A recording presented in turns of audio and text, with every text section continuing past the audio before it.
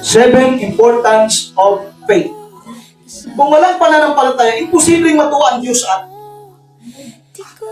kaya sa bawat gagawin po natin mga kapatid sa usaping paglilingkod sa Diyos, gawin po natin na may pananampalataya. Do it by faith and with faith sa lahat ng usaping paglilingkod sa Diyos. Ang sabi niya, Panginoon, hindi ko alam kung paano pamunuan, pamahalaan ng ganitong kalaking bayan na ako'y nilagay mo sa posisyon, ako'y bata lamang. Ngayon hinihiling ko sa iyo, bigyan mo ko ng matalinong puso.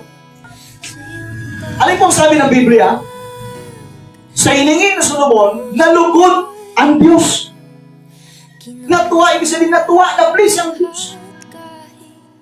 Hiningi mo ay katalino ng puso upang pamunuan ang aking bayan, ibibigay ko sa iyo. Pero dahil natuwa ako, yung mga hindi mo hiningi, ibibigay ko sa iyo. Wow! Ganyan matuwa ang Panginoon, mga kapatid. Na kahit hindi mo hiningi, dahil alam niya kailangan mo, ibibigay ng Diyos.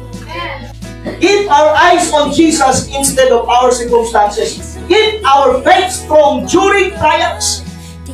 Yung pananampalataya nila at yung pananampalataya natin, yung pananampalataya mo ay pwedeng magpakilos sa Diyos. Kung meron kang pangangailangan, kung meron kang mga inilalapit sa Panginoon, napakalaga ng pananampalataya. Because faith can move the hands of God. Faith can move God.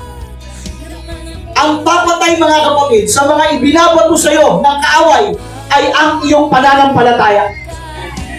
Kaya nga, the more mga kapatid na tayo po'y pinapadaan sa pagsusubok, nang ibig sabihin mga kapatid, ilalabas talaga ng Diyos yung totoong beauty and quality ng ating pananampalataya.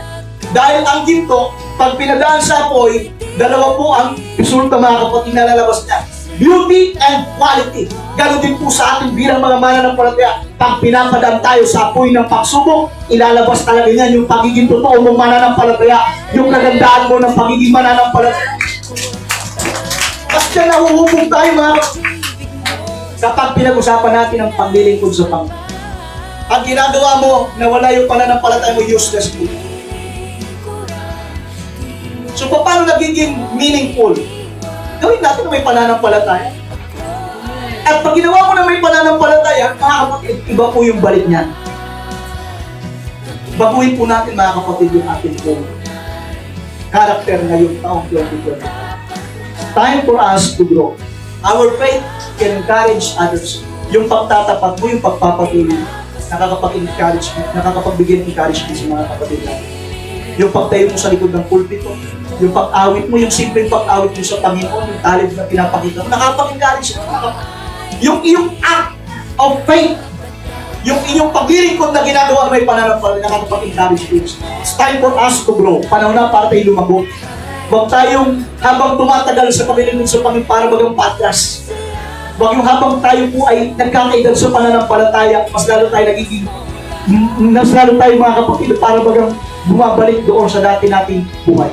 Dapat tayo pong lumago mga kapatid. Dapat tayong makakakitaan ng isang Christ-like character.